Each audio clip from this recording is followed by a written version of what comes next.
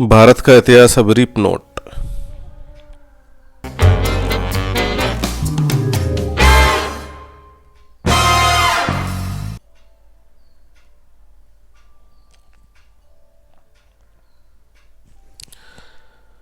भारत का इतिहास कई हजार वर्ष पुराना माना जाता है। 65,000 साल पहले आधुनिक मनुष्य होमो सेपियंस अफ्रीका से भारतीय उपमहाद्वीप में पहुंचे थे, जहां वे पहले विकसित हुए थे। 6,500 ईसा पूर्व के बाद खाद्य फसलों और जानवरों के वर्चस्व के लिए सबूत, स्थायी संरचनाओं का निर्माण और कृषि अधिशेष का भंडारण मेहरगढ़ और अब बलूचिस्तान के अन्य स्थलों में दिखाई दिया। ये धीरे धीरे सिंधु घाटी सभ्यता में विकसित हुए। दक्षिण एशिया में पहली संजीरी संस्कृति जो पाकिस्तान और पश्चिमी भारत में 2500 से 1900 ईसा पूर्व के दौरान पनपी। मेहरगढ़ पुरातात्विक दृष्टि से महत्वपूर्ण स्थान है, जहां नवपाषाण युग 7000 ईसा पूर्व से 2500 ईसा पूर्व के बहुत से अवशेष मिलते हैं।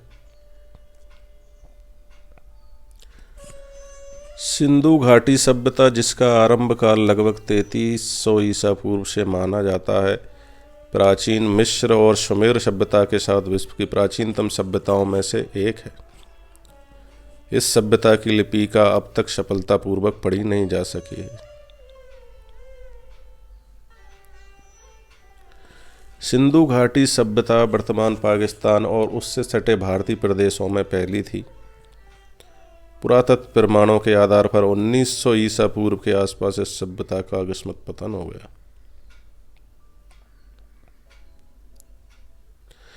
19वीं शताब्दी के पश्चात विद्वानों के प्रचलित दृष्टिकोण के अनुसार आर्यों का एक वर्ग भारतीय उपमहाद्वीप की सीमाओं पर 2000 ईसा पूर्व के आसपास पहुंचा और पहले पंजाब में बस गया और यहीं ऋग्वेद की ऋचाओं की रचना की।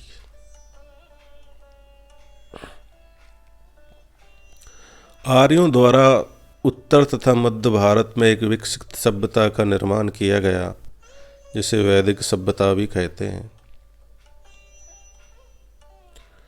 प्राचीन भारत के इतिहास में वैदिक सभ्यता सबसे प्रारंभिक सभ्यता है, जिसका संबंध आर्यों के आगमन से है। इसका नामकरण आर्यों के प्रारंभिक साहित्य वेदों के नाम पर किया गया है।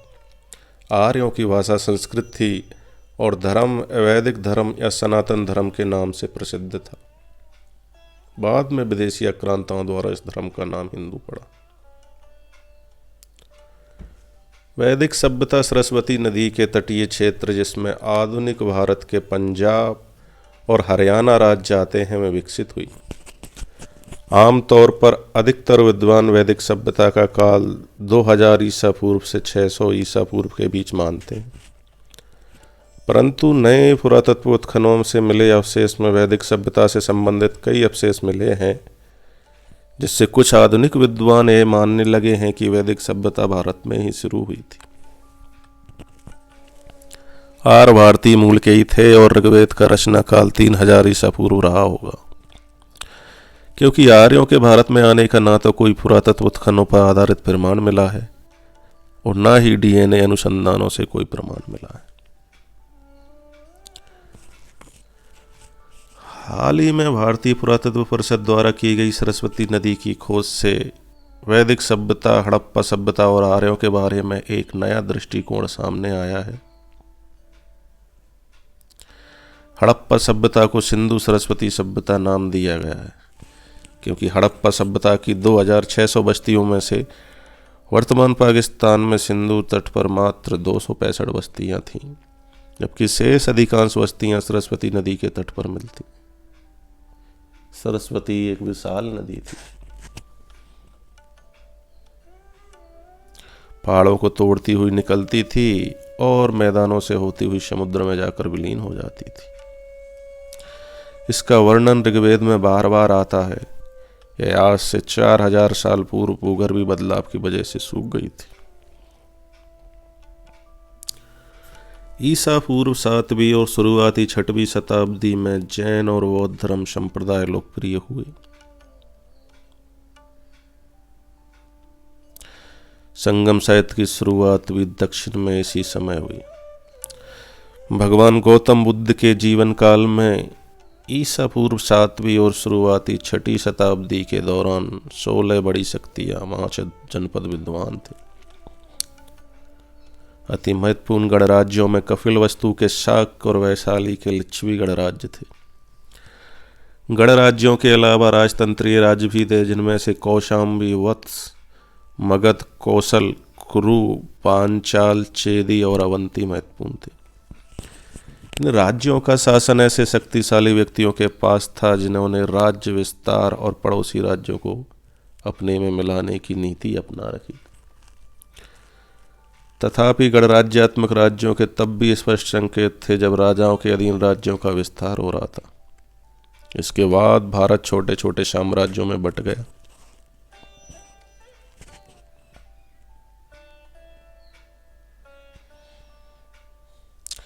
अशोक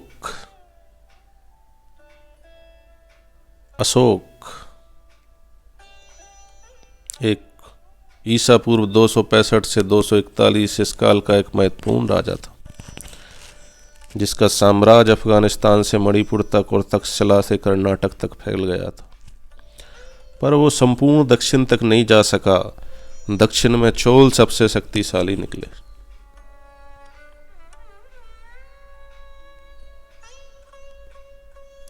आठवीं सदी में सिंध पर अरबों का अधिकार हो गया। यह इस्लाम का प्रवेश माना जाता है। 12वीं सदी के अंत तक दिल्ली की गद्दी पर तुर्क दासों का शासन आ गया, जिन्होंने अगले कई सालों तक राज किया। दक्षिण में हिंदू विजयनगर और गोलकुंडा के राज्य थे। सन 1526 में मध्य एशिया से निर्वासित राजकुमार बाबर ने काबुल में पनाह ली और भारत पर आक्रमण किया। उसने मुगल वंश की स्थापना की, जो अगले 300 वर्षों तक चला।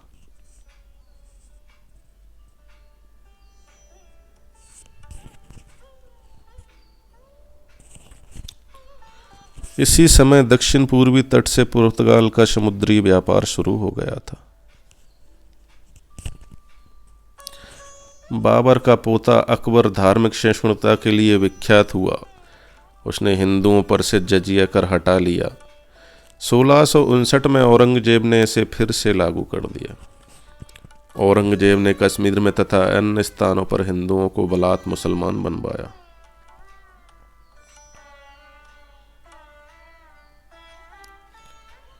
उसी समय केंद्रीय और दक्षिण भारत में शिवाजी के नेतृत्व में मठ मराठे शक्तिशाली हो रहे थे।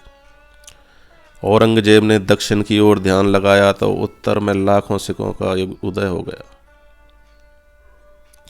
औरंगजेब के मरते ही 1707 मुगल साम्राज्य बिखर गया। अंग्रेजों ने डचों, पुर्तगालियों तथा फ्रांसियों को भगाकर भारत पर व्यापार का अधिकार सुनिश्चित किया और 1857 के एक विद्रोह को कुचलने के बाद सत्ता पर काबिज हो गए। भारत को आज़ादी 1947 में मिली, जिसमें महात्मा गांधी के अहिंसा आधारित आंदोलन का योगदान महत्वपूर्ण था। 1947 के बाद से भारत में गणतांत्रिक शासन लागू है।